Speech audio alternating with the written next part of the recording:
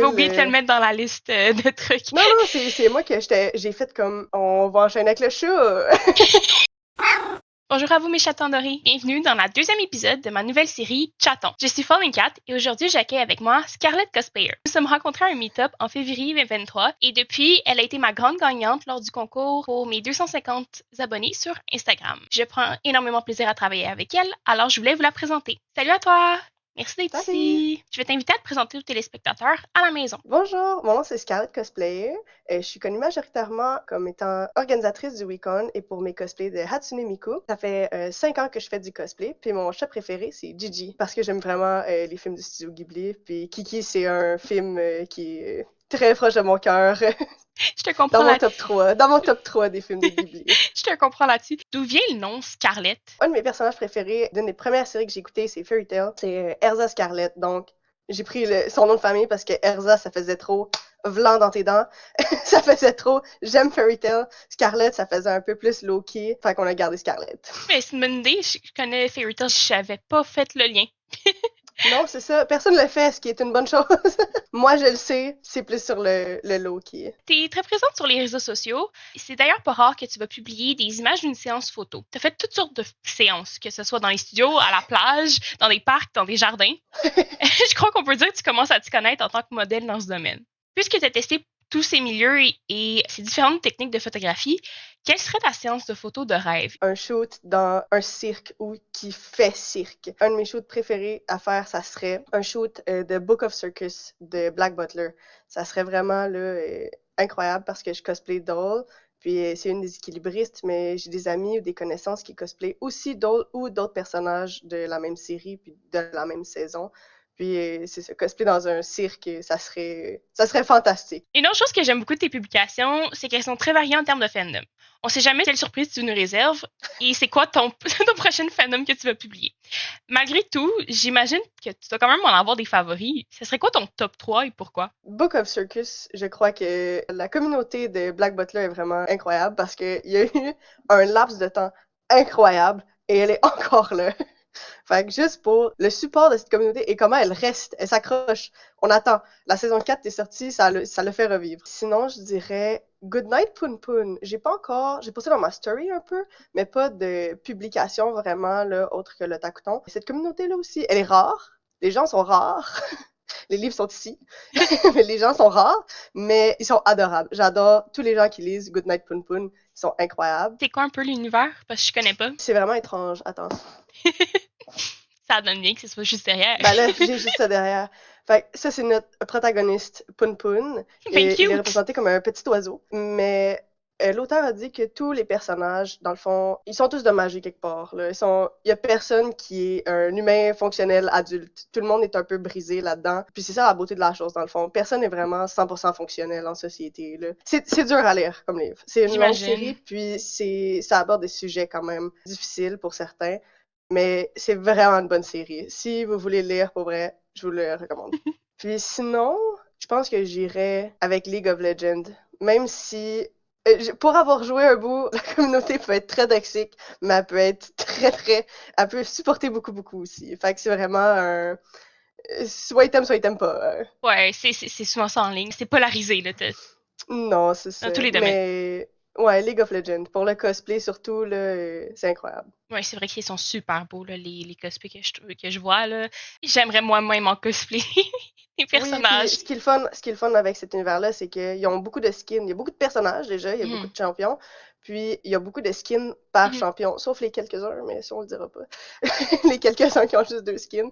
Mais c'est ça, il y a beaucoup de skins, surtout pour les filles. As-tu des plans pour le futur en tant que Scarlett Cosplayer? En tant que Scarlett Cosplayer, ben c'est sûr, continuer à faire mes cosplays, à faire mes shoots. Il y a quelques-uns de gros cosplays que je vais faire cette année, et quelques-uns de plus petits aussi, là, sur lesquels je travaille. J'ai une bonne liste, là. Mes amis proches ont accès à la liste que je veux travailler dessus. Je la publie pas at large, parce que je veux pas que les gens soient déçus si j'en fais pas un ou un autre, là. Mais ouais, il y a quand même une couple. Y en a-tu un qui est plus certain puis qui s'en vient? Oui, je travaille dessus demain avec une amie pour essayer de figure out la wig. Ça devrait être de JoJo's Bizarre Adventure, j'en dis pas plus. Ok, On va voir ça, on a hâte. Par le passé, je sais que tu as déjà animé une fête d'enfants. En quoi l'expérience a-t-elle été similaire ou différente du cosplay que tu fais habituellement? C'est vraiment différent parce que les cosplays, normalement, les gens viennent te voir comme ah, moi aussi j'aime tel personnage, ou moi aussi. Puis on parle un peu de l'univers du personnage ou de l'univers du personnage de l'autre personne. Tandis que dans une fête pour enfants, moi j'étais en Princess Peach. Les enfants sont vraiment tu es ma princesse, tu es une princesse. Puis ils te parlent de plein de choses. Ils te parlent de plein de choses. Eux autres, ils comptent leur vie à Princess Peach. Moi, je suis vraiment chanceuse parce que j'écoute des émissions pour enfants dans la vie. Donc, je savais de quoi il parlait. Quand il parlait de Bluey, je pouvais, je pouvais communiquer puis avoir une conversation sur les différents épisodes. Là, il n'y avait pas de problème. Ils aiment vraiment là, avoir la princesse avec eux. Ils ont vraiment l'impression que c'est le real deal. À cet événement-là, est-ce que tu as eu une question bizarre par rapport à Peach en tant que telle, puis tu as dû inventer quelque chose? Non, vraiment pas. Par contre, il y a un petit gars qui avait peur des princesses. Oh non! Puis il me regardait vraiment de loin, puis j'ai demandé à ses parents, est-ce que c'est parce qu'il est gêné? Est-ce qu'il faut que j'aille le voir? Puis sa mère, elle m'a dit, non, il a peur des princesses, approche-le pas, s'il te plaît. Il avait Pauvre petit vraiment pou! peur. Mon petit chou. Pour beaucoup de personnes qui sont en cosplay, il y a souvent un travail connexe à ce qu'ils font comme passe-temps. En quoi tu travailles? Moi, je travaille comme technicienne de laboratoire dans un hôpital. Donc, c'est pas du tout connexe. Ça a vraiment zéro rapport avec le domaine artistique ou le cosplay. C'est vraiment des sciences appliquées Mhm, avec des échantillons de patients, puis un côté comme plus artistique. Mais ça me permet d'aller chercher les deux. J'aurais mhm. pas apprécié avoir un travail dans lequel je travaille dans l'artistique, puis faire du cosplay. Ça aurait été comme trop d'art, pas assez de science pour moi. Je sais que quand tu étais étudiante, tu as créé une convention, le Weekon. Oui. Je suis allée l'année passée et j'ai passé une super journée. Merci là-dessus. Comment est-ce que l'idée de faire une convention dans un cégep vous est venue et est-ce que le cégep vous a aidé dans votre démarche? Dans le fond, le but, c'était pas de le faire au cégep de base, c'était juste que dans le temps, dans le fond, il y a 3 ans, on avait beaucoup d'amis qui étaient mineurs puis qui pouvaient pas venir à des meet-ups, qui pouvaient pas venir aux conventions à Montréal parce que leurs parents voulaient pas les suivre puis voulaient pas qu'ils prennent l'autobus ou le métro en étant tout seuls mineurs. On a décidé qu'on voulait faire une convention sur la rive sud pour que ces gens-là puissent y avoir accès. Des gens pour qui les transports en commun c'est un peu plus difficile puis que les parents à Montréal, c'est loin. Et on s'est dit que Saint-Hyacinthe, ça serait une bonne place. Puis comme il y a un cégep, c'était plus facile à louer comme salle, plus facile à séparer les différents locaux pour faire panel et autres comme on voulait. On a fait des démarches avec le cégep. Non, le cégep nous aide pas. C'est vraiment compliqué, en fait, les OK? communiquer avec eux. Fait qu'on essaie de louer les locaux pour séparer les différentes activités dans les différents locaux. Là, c'était beaucoup de logistique au départ. Mais Mais c'est j'imagine. vraiment parti de l'idée de faire une convention sur la rive sud. Je sais que depuis le début, comme tu le dis, le week-end se déroule au cégep de Saint-Hyacinthe. Est-ce que vous avez des plans pour agrandir? À court terme, ça sera pas possible, mais à long terme, il faut garder nos options ouvertes. Cette année, on agrandit déjà un tout petit peu dans le cégep. On rajoute 2 classes pour faire des panels. On peut pas physiquement agrandir dans le cégep où il faut sélectionner vraiment différents locaux. On voudrait avoir les gymnases, mais ça fonctionne pas, ils sont à l'autre bout de l'école. Donc, Hmm, c'est vraiment une gestion de logistique là, à ce niveau-là. Sinon, louer d'autres types de locaux ailleurs qui seraient pas au cégep, ça devient vraiment une grosse dépense, là, qu'on n'est pas encore capable de dire qu'on va atteindre un nombre mhm, de participants. Puis on veut pas non plus augmenter le prix de nos tables, le prix de nos billets à des prix trop faramineux parce que c'est pas le but. Notre mhm, but, c'est pas de devenir une multinationale qui fait de l'argent, c'est d'avoir des gens qui aiment faire du cosplay puis qui aiment la culture geek, mhm. tout rassemblés à la même place, là. Fait que dans le fond, vous essayez juste de rentrer dans votre argent et peut-être d'en faire un peu plus pour l'année prochaine. Exact, exact. Tu sais, si on est capable de se dire, OK, avec l'argent qu'on récolte cette année, on est capable de louer la salle pour l'an prochain, ben, c'est Mhm. un stress de moins pour nous. Ce stress-là va pas sur l'argent des artistes ou l'argent des billets. Donc, on a une stabilité à ce niveau-là. Ça serait vraiment le but. Ouais, j'ai vu aussi que vous alliez commencer peut-être à vendre la marchandise reliée au Recon pour Si vous on est aider avec capable, on là-dedans. aimerait ça. Honnêtement, je serais totalement partante pour acheter des choses. Est-ce que tu peux nous dire un peu à quoi nous attendre pour l'édition du Recon de cette année? Pour l'édition du Weekend de cette année, ben, tout ce qu'on avait l'an passé revient de base. Donc, la salle marchande revient encore. On a la salle à manger, dans le fond, là, avec les restaurants qui reviennent. Notre partenaire Super Sushi est encore là cette année. On devrait avoir notre table du Weekend avec notre merch si tout se déroule bien. Le Idol Show revient, la mascarade revient. On a ajouté une green room wouhou, pour les juges qui puissent rencontrer à l'avance Ok, cool. les participants. Parce que pour ceux qui étaient backstage l'an passé, ils savent que Ça s'est fait très très vite, la rencontre des juges puis des participants, là, c'était du tac au tac, puis c'était en arrière pendant que le Idol Show se faisait. C'était vraiment pas optimal.